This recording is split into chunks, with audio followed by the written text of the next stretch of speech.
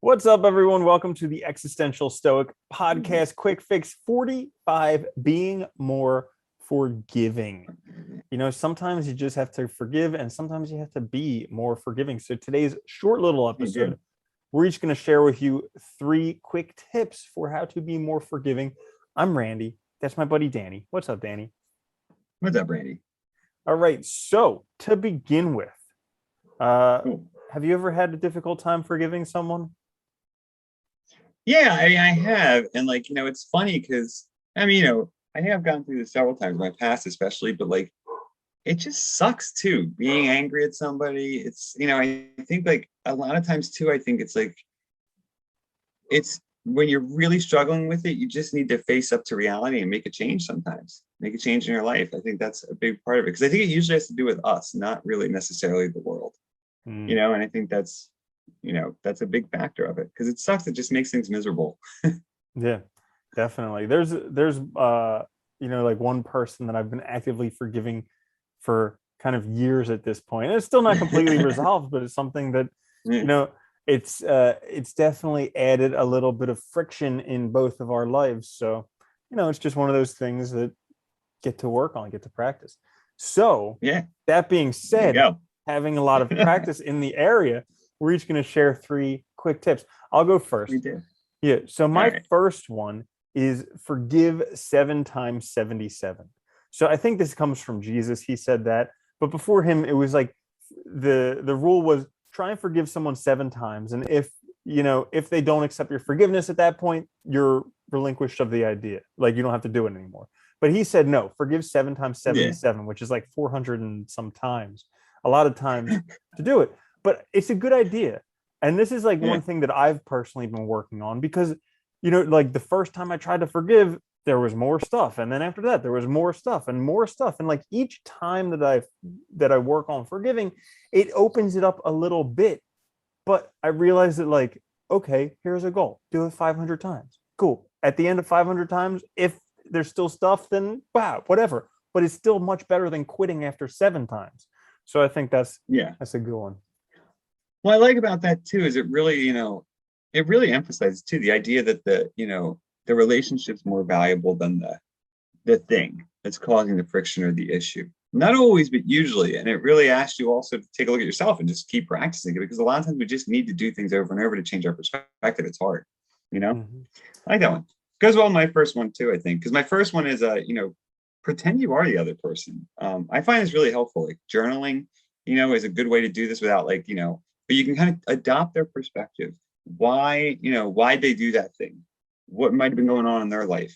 Does that give you room to make forgiving easier? Because sometimes I think when we're angry, we don't really think about the whole life or what was going on with them. And we forget that sometimes shit just happens, right? And it's worth forgiving. It's like, might not have been necessarily like intentionally, to anger us or make us mad.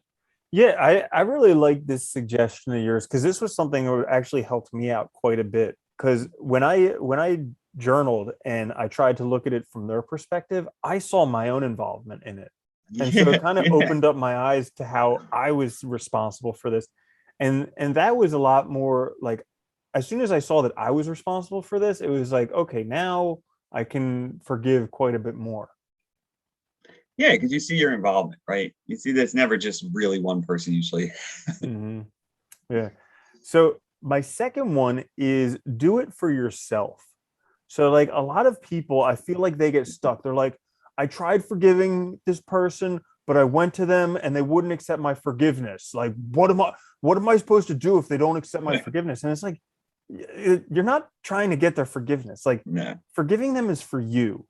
And so I oftentimes think like they don't even need to know. Like not up to them. You have this burden where you think you need to forgive someone. So forgive them. Work on it. Forgive them and forgive them and forgive them and do it for yourself because you're getting that poison out of your system. Yeah, I really like that because it's really that's the truth, right? It almost doesn't matter if they accept it or not. And if they can't accept it, that's okay. It's not really like it's they don't have that power. But when you act like that, a lot of times I think it's just to keep ourselves in that state too. It's almost like a mental trick that we do, Yeah, and to even make even if ourselves they're not miserable. here anymore, like a lot of people will be like, "Oh, I said this thing to this person before they died, and now I'll never be able to get their Yeah, forgiveness." And it's like, that's okay. You can still forgive them, and you can, ask for forgiveness and all of that stuff, and you can resolve it within you, because that's really the important part. that's really what matters. Yeah, I like that. My second one, too, I think, and this is crucial, is when you are angry and you're trying to forgive us, ask yourself, when does anger ever make anything better? And also ask yourself, is this really important?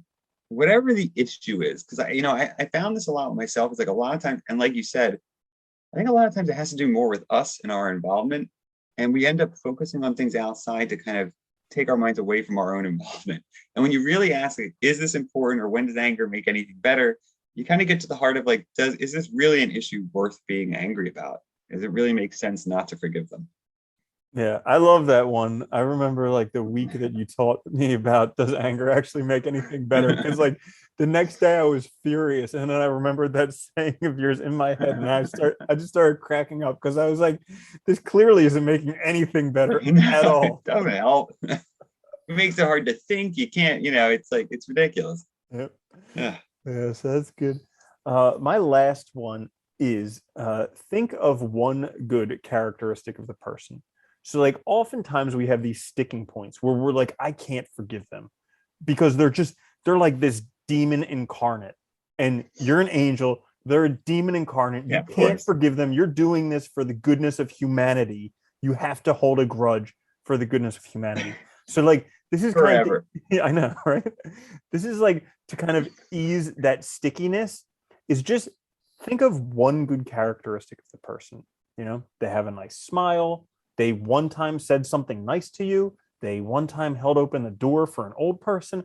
Like, think of one good characteristic, because once you do that, it can kind of start a train of thought where you can start seeing the humanity of this person.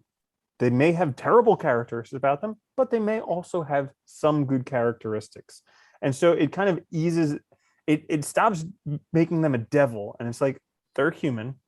This happened. Maybe I can forgive them. I like that too, because it's the reality that we're all people and we all have good things and bad things about us and we all make mistakes. And I think, you humanize the person more rather than just focusing on that action or the thing that's causing you so much anger, right? That's a great one. Um, my last one kind of, I think can be helpful too. Is just take time to be alone. Sometimes I think, we get caught up in being angry and it's not always easy, because we might see the person a lot. So sometimes you just have to remove yourself from the situation, whether it's like, I've done this with family where I haven't seen them for a week or more sometimes, just because I needed time apart for me to process it. And then it's like, then I can, forgive and go back and kind of take a break. It helps, I think, settle yourself and find that balance. Yeah, definitely. You get to see what's true for you, and then you get to, like, yeah, see how the relationship Yeah. truly is. So that is it Boom. for being more forgiven. 6 quick tips for you, 3 from me, 3 from Danny. And then now you can forgive everyone and you'll never hold a grudge again. So And do it more so. I know, right? So if you did enjoy the episode, make sure to like, subscribe, and we will see you back again shortly. I'm Randy. That's Danny. Later, Danny. Later, Randy.